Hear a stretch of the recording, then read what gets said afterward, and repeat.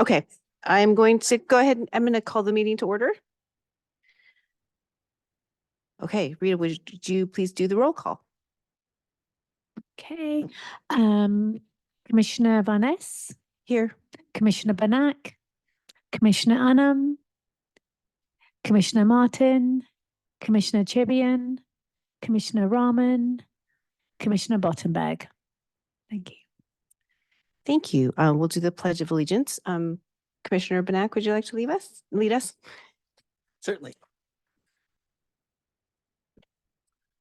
I pledge allegiance to the flag of the United States of America and to the republic for which it stands, one nation, under God, indivisible, with liberty and justice for all.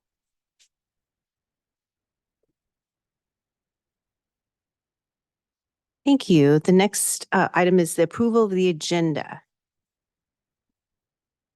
Okay, Commissioner Bottenberg has moved to approve the agenda. Do I have a second?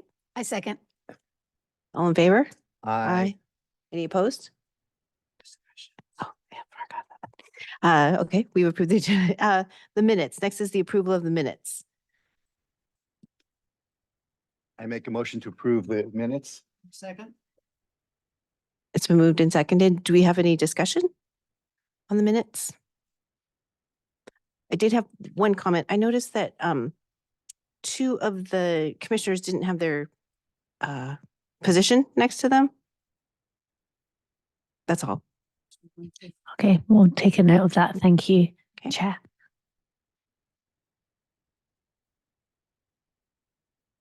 Any other discussion?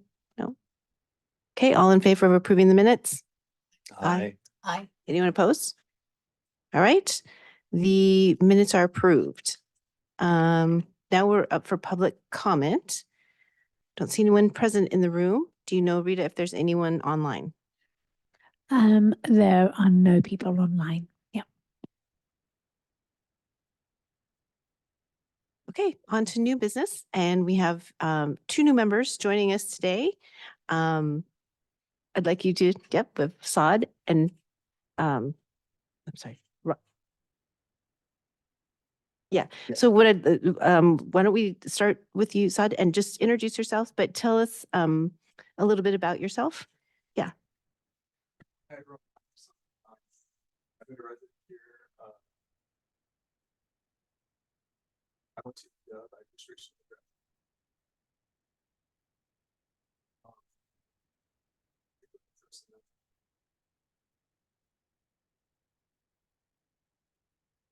A lot of research.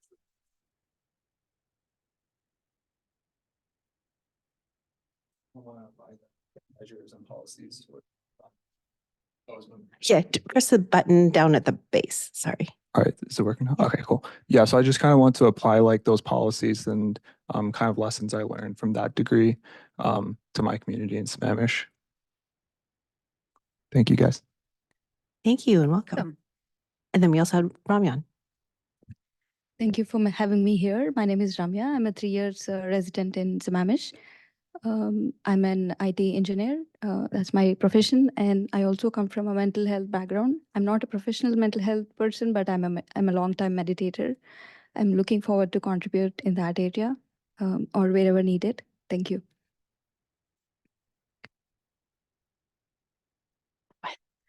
Chair, may I suggest everyone else introduce themselves? Oh, okay. Yeah. Sure. Go ahead, Commissioner Bottenberg. Okay. Joyce Bottenberg, my 10th year on the commission. And now the 5th. On other people? Yes. Joyce Bottenberg, 10th year on the commission, 5th year in the grant process. Boy. I worked within the nonprofit world for 35 years, mostly in program development and fundraising. And I was a social worker for a number of years. I've lived in Sammamish since 1986, active in Rotary, Sammamish Friends, Red Cross, and I've got 8 grandkids. And I like basic needs, mental health, domestic violence, seniors, and cultural diversity. Not fussy. I guess I'll go next. I'm Julie Varnes. I'm the current chair. I've been on the commission, I think this is my 4th year, I guess, starting my 4th year. I work in accounting and finance in just for a startup, and I've been a Sammamish resident since 1994. So long time, Sammamish resident, raised my kids here, and I'm very passionate about the community and making sure that it continues to be a very vibrant, wonderful place to raise family. Commissioner Benak. Oh, thank you. Hi, I'm Rich Benak. This is also my 4th year on, and it's been a great privilege to serve Sammamish. I do cybersecurity in the tech community, but I'm also a hypnotherapist, and this is part of my passion is very much about, the mental health aspect. And it's great to be able to kind of help fund some of this for our city. I think in the past, it's not gotten the interest it's deserved. So I'm happy to be able to work in that. I also am very passionate about working with the seniors and especially with the vets, another area that I also have a lot of passion for. I'm Mary Martin, and I'm just starting my 2nd year here on the commission. I've lived in Sammamish since I think 2007, and in the area for a really long time. And I've worked at nonprofits, domestic violence agency, as well as a self-help housing where I'm still working. And so housing has always been my probably my largest interest, my main focus. Getting into the senior field, I'm very interested in seniors and the needs and transportation as well. So I'm really happy to be here and learn more about the agencies that we are funding and the needs out there that we can help. Hi everyone, my name is Vara Chibiam. I have lived in Sammamish for close to 5 years, and this is my 2nd year in the commission. I lead a nonprofit here in Seattle and passionate about serving animals and humans, of course. So yeah, here I am. Thank you for giving me opportunity to serve. Thanks.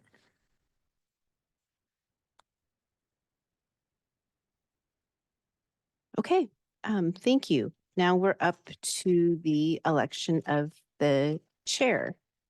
Mike, did you want to give us an introduction from what's in the memo? Sure. Thank you, Chair Varnes.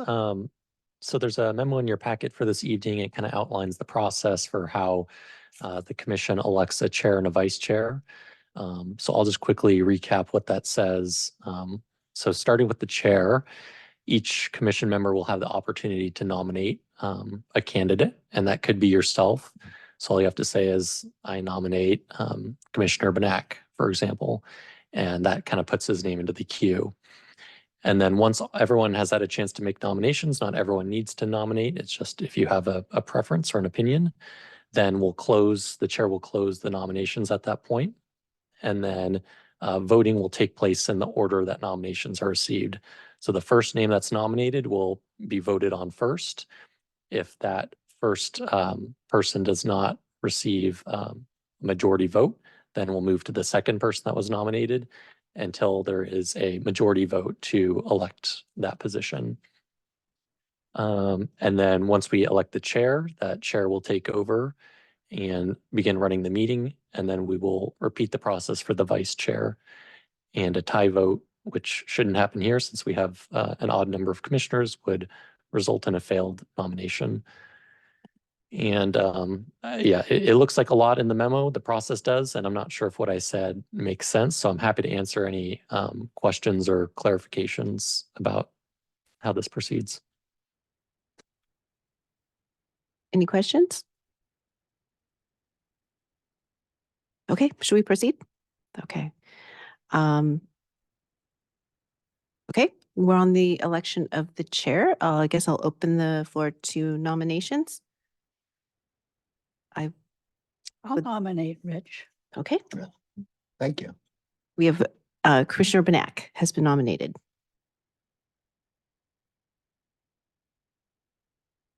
Any others? Okay. I guess we can go ahead and vote. I guess all in favor for Commissioner Benak to be the chair? I, Aye. Aye. Any opposed? Okay, Commissioner Benak, you are now the chair. No, thank you. Passing that over to you. Okay. Now what we're going to do is work on the election for vice chair. And I'd like to nominate Mary for vice chair.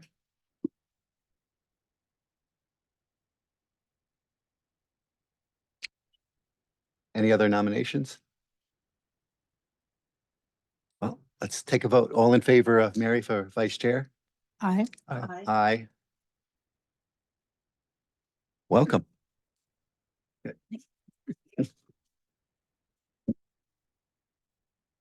Good. Next, what we have is we're going to review, and approve the bylaws. So.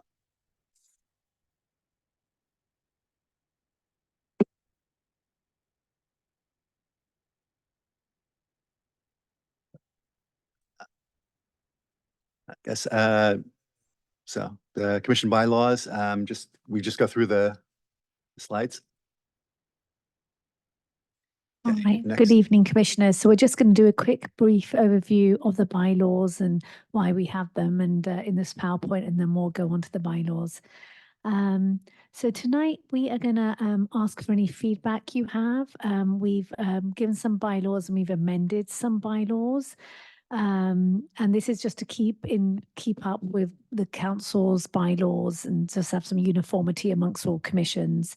So the commission tonight will vote on any proposed revisions, and you're also welcome to add any other revisions to the bylaws as well.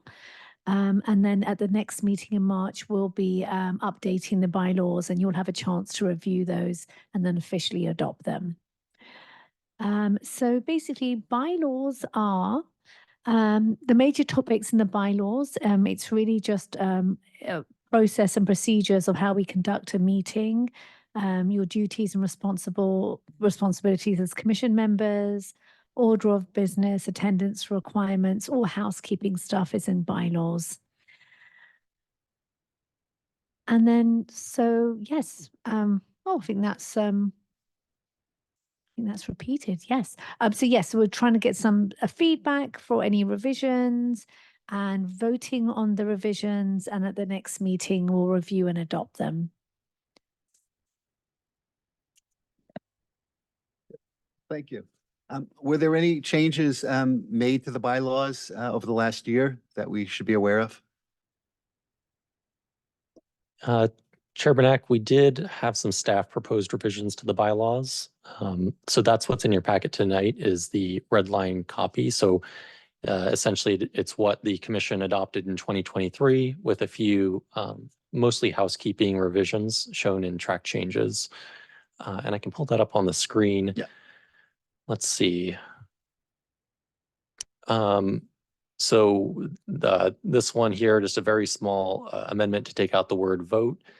That was at the recommendation of the Anne McFarlane, who runs Jurassic Parliament. She reviewed our bylaws and thought that the word vote wasn't accurate because a vote is, taking a tally of all 7 of you when it's really, that's not what the intent was to do here. So again, just a very small housekeeping item there. And then we had a few more.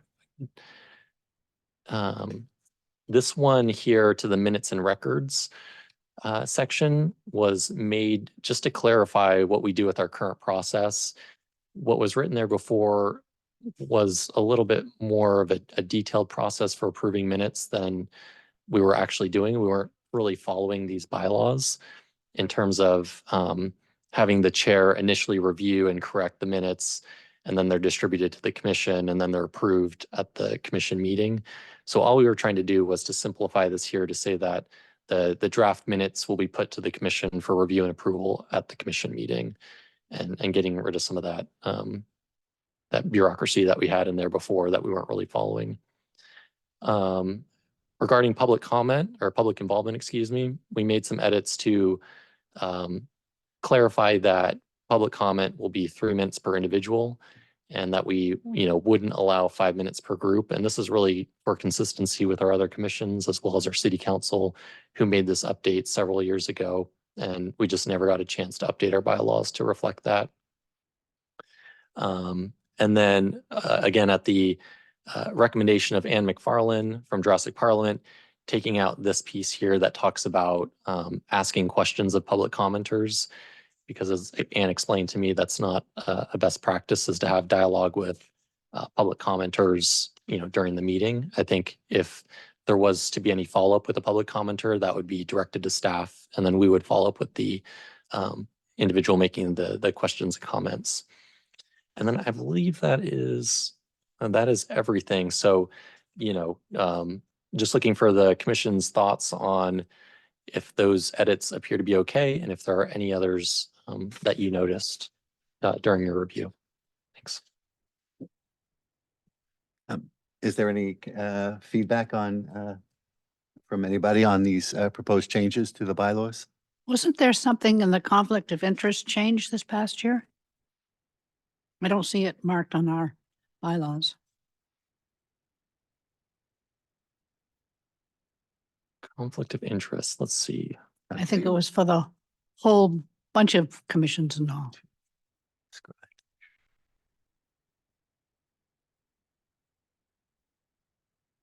I know there was some discussion around that, Commissioner Bottenberg. That's something we'll look into in the time between now and when we bring these bylaws back to you for approval at your next meeting. Okay. I have a question. Could you explain Article 10, ex parte contacts, what that means? So what this section is basically saying is if there's an item that is on the agenda in front of the commission and a commissioner has contact with a party to that topic outside of a commission meeting, they should come back to the commission and say, hey, I talked to so-and-so about this topic, just for full transparency. So an example might be, we receive upwards of 70 grant applications for human services grants. And so the commission's making funding recommendations and decisions of that nature. And so if a commissioner is talking to a nonprofit that's applied for funding, and there's a substantial discussion there, it's best practice for the commissioners to come back and say, just for the record, I had this conversation with this nonprofit and this is what we discussed. So it's really kind of a transparency piece. Okay, thank you. Any other questions, feedbacks on the bylaws? So it sounds like we're still waiting on some additional information on the conflict of interest before we approve it. Yes, we will look into that and come back to you at your next meeting with information. Then it sounds like we should delay this till next meeting once we get the additional information. Yes.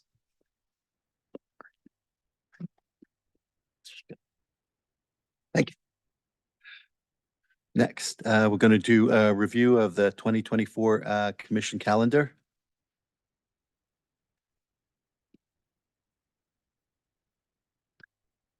Okay, so we're just showing you a slightly newly revised calendar. As you can see from here, we do have a joint Eastside Human Services training. The date is to be determined. So our March meeting, which was going to be on the 13th, will now be on the 25th or 26th. And it will either be in Kirkland or Redmond at their city halls. So we're just trying to get clarity and finalize dates, but that will be our March meeting. And then the topics that we were going to discuss in March, we'll be discussing in April. And that's the overview of the grant services program and the criteria discussion. And the great thing here is that the funding applications close 2 days before. So it'll be lovely because then for the April meeting, we'll be able to tee it up very nicely and give the commission some context as to how many organizations have applied, the funding requests, so that you guys kind of know the bigger picture sort of going in to reviewing. We also intend to, before that meeting, send out a poll to all commissioners to find out what their preferences are for the 5 priority areas. And those 5 priority areas are basic needs, mental wellness, domestic violence, seniors, and cultural inclusion. And so what we're going to do is that as commissioners, you are all privy to all the applications that come in. But what we have done in the past is that we have subgroups or 2 or 3 commissioners that will deep dive into certain subgroups. And so what we'll do is that we will poll you all individually and get your order of preference for the subgroups, and then we'll pair you guys up. I think in this area, like we've got some new, like we've got 3 commissioners that haven't been through this grant process. And the great thing is that we have 4 commissioners that have. So we'll make sure, no, 1, 2, 3, 4. Okay, yeah. Okay, sorry. Yeah. But no, Commissioner Chebian hasn't been through the grant process. Yes, that's true. So anyway, so at that April meeting, we'll do the overview and then we'll allocate grant review assignments. And so that will be our April meeting. And then the rest of the year, if we scroll down, is really, and we fully suspect that there may be an additional meeting here. And again, we don't know how many applications we're getting and how big these subgroups are. But I think in the past, we've always added 1 meeting in there somewhere, and we'll just sort of play it by ear a little bit and yeah, and poll the commissioners for their availability. And then traditionally, we've always had August off, and then going into September, it's the whole, we have a date for speaking with council, and that's on October the 8th. So the September meeting would really be about how we're going to present, how you as a commissioner can present your recommendations to council. Do you know if the equity training will be available through Zoom as well? No, I don't believe so. I think it's in person. I don't categorically know that. I know that there was definitely a want to have it in person. But I will find out to see if there's going to be recording or if there's a virtual option. Yeah.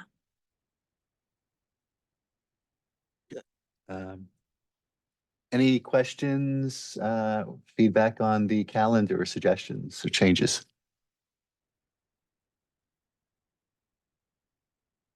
I think the calendar is approved. Thank you for an excellent job on this. So. Next is the 2023 end of year grant reporting. Okay. All right. So just to sort of give the new commissioners, especially a little bit of context, in 2022, the commission allocated $682,736 for each year in 2023 and 2024 to various nonprofits. And so we funded, well, not we, the commission funded a total of 37 nonprofits, and some of those nonprofits had multiple programs. So in total, the commission funded 61 programs. And every quarter, each nonprofit that we fund has to provide reporting to show they have service units, which are deliverables, and they have to show us like what they've done in the way of service units, and that differs for each program that we fund, how many residents they're serving. And so we have quarterly reporting. And so, and then we pay out once we receive the reporting, and if a nonprofit doesn't have their numbers, we don't pay them, because when we're allocating funding, that's taxpayer money, and we need to show that the nonprofit has done due diligence and achieved their numbers. So I've processed 2023 Q4 reporting, and some nonprofits were either not paid for Q4 or not paid in full. And those nonprofits were Attain Housing, Eastside Legal Assistance Program, For Tomorrow, Hero House, Kin on Health, Lake Washington Schools Foundation, NAMI Youth Mental Health Program. And so they were the organizations that we didn't fully pay out for. However, the nonprofits had a great year, and the vast majority of programs that the commission funded achieved or exceeded their service unit goals. And listen to this number, and it's quite something else. 9,396 Sammamish residents were served by the funding that you as a commission allocated. And that is quite incredible. So let me say that number again, 9,396. That's how many Sammamish residents were served with the funding that you guys allocated. From 61 organizations. No, there was 37 organizations and 61 programs. Yes. About 15% of the population. Yeah, I mean, Great. yes, I think that, you know what? Yes, I think there should be a pat on the back or a clap. That's quite incredible. Yes, yeah. And do you have any questions on that before I move on to? I do. Of course. Let's say an organization does submit it by the March 31st, and you've got all these guys reporting at the same time. What's the time for reimbursement to these poor guys who have lived alone without this money for 3 months already? When do they get reimbursed? So, well, it depends on how fast I can work. Exactly. And so normally, okay, so for instance, if someone got allocated funding, their first quarter would be from January to March, and then you would have until April the 14th to submit your reporting. Mhm. Once that reporting comes in, it's really up to the staff, and that will differ from city to city as to how quickly they're able to reimburse. Oftentimes as a staff, like I will say, there's a lot of back and forth, like, certain organizations, nonprofits are able to like just do it and do it really like, and have all their I's dotted and their T's crossed. And so oftentimes, and I found this a lot with our new organizations, there's still a lot of back and forth where I have to like reach out to them and say, this doesn't make sense, or this does, and sort of like, yeah. But yes, so sorry, I'm long-winded, Commissioner Bottenberg. Yes, it's just, I think traditionally staff has been very good at getting money out the door. You have help with this? No. The staff, for one person to do all this is amazing. You know what? Staff, they just broke the mold with Sammamish City staff. That's right. I have a question on the 61 programs which were offered. Where do we publish these, and how do our residents know that these offerings are available to them? That's a great question, Commissioner Almond. So when this is all public, and so when the commission went to council, they kind of presented what they were recommending, and then city council approved that sort of allocation. So when we fund nonprofits, residents can go to any nonprofit. So whether we fund them, like no nonprofit's going to say, I'm not going to serve you as a Sammamish resident because your city didn't give us money. As far as like nonprofits and who we fund, that's a great question. I know that the Parks and Rec had a guide, and they had a list of all the nonprofits. It's also on our website as well. So I think on our website, it's been newly zhuzhed up. And Mike, remind me again. Okay, look at this. Mike's fantastic. Look at this. So Commissioner Anam, so if you can see, folks can sort of go on there. There's different areas you can sort of click on, and then it will kind of give you a list of all the organizations that we fund. Mostly, I think we all fund them, but there are some that maybe that we don't fund as well. Yeah. Got it. Thank you.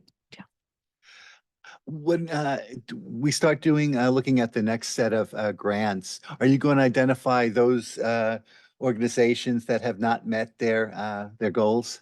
Chair, that's a great question. You are so psychic. Mike and I have talked about this a lot.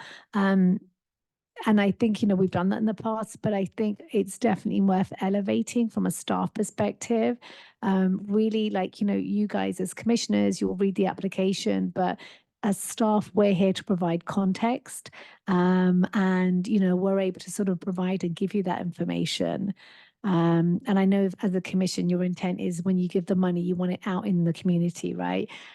So yes, absolutely. We will absolutely. And I think we've always done that in the past, but I think that's definitely worth elevating for sure. Yeah.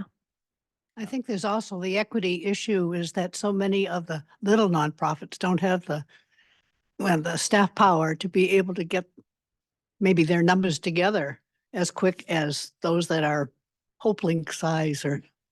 So Commissioner Bottenberg, we don't ever penalize organizations that are late in providing their reporting.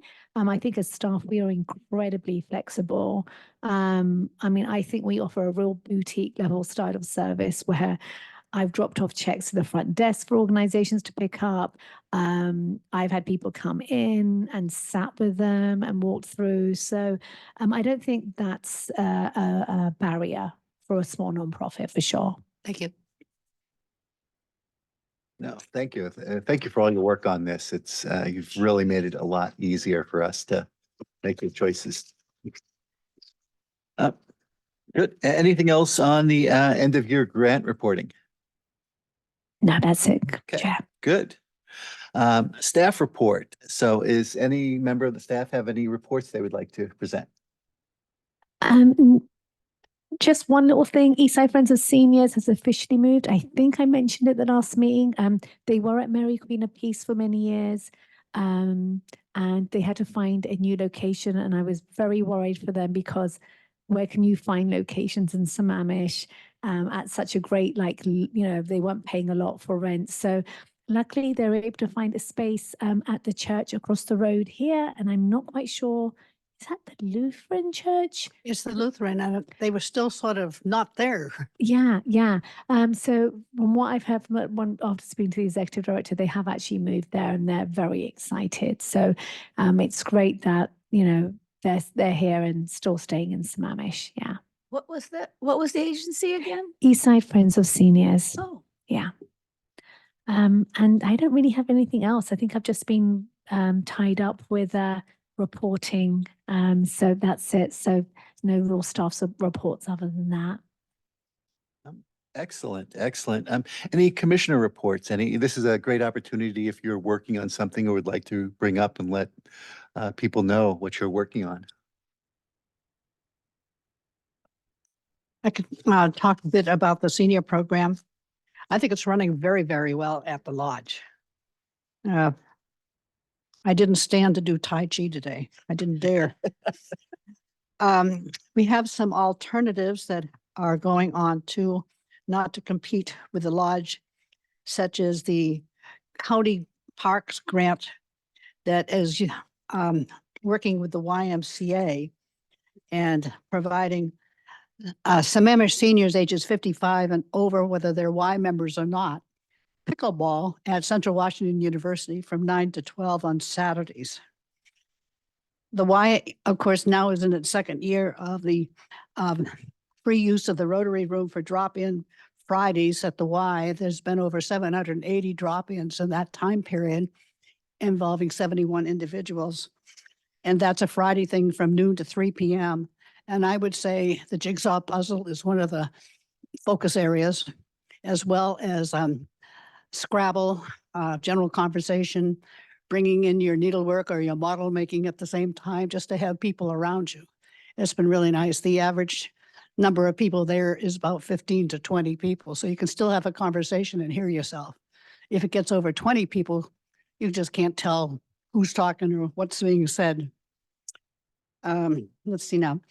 Restarting the community conversations that had been virtual Zoom for 3 years weekly, having the library provide a community conversation on April 13th, which is a Saturday at the library, about the opportunity It's 90 minutes and it's on senior housing, alternatives, options, and all with 6 professional people who are in that realty type and decluttering professionals. And they're all over age 55.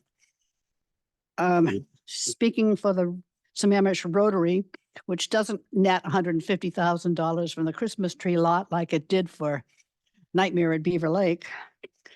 We have $22,000 to allot this calendar year. Actually, it should be before June 30th, the fund Rotary year. And probably will reach out to the youth, the seniors, the mental health, and the basic needs organizations to apply for small grants for non-operating things. And another third of the funds would go for the various educational grants that are provided to the high school, 3 high schools for someone going into the trades, something not a 4-year college. There's also education grants for the from Renton Tech for a veteran who's not eligible for GI benefits, and to Lake Washington Institute of Technology for who they decide is in need, whether they're a Sammamish resident or not, and the Bellevue program, Bellevue College, for someone who's in that program, the 2-year program for the developmentally disabled people. The other third goes for the water sanitation projects in Guatemala and Nicaragua and Costa Rica. And that's my report. I wish we had $150,000 to give away like we used to. Thank you. Very interesting. Any other commissioner reports that?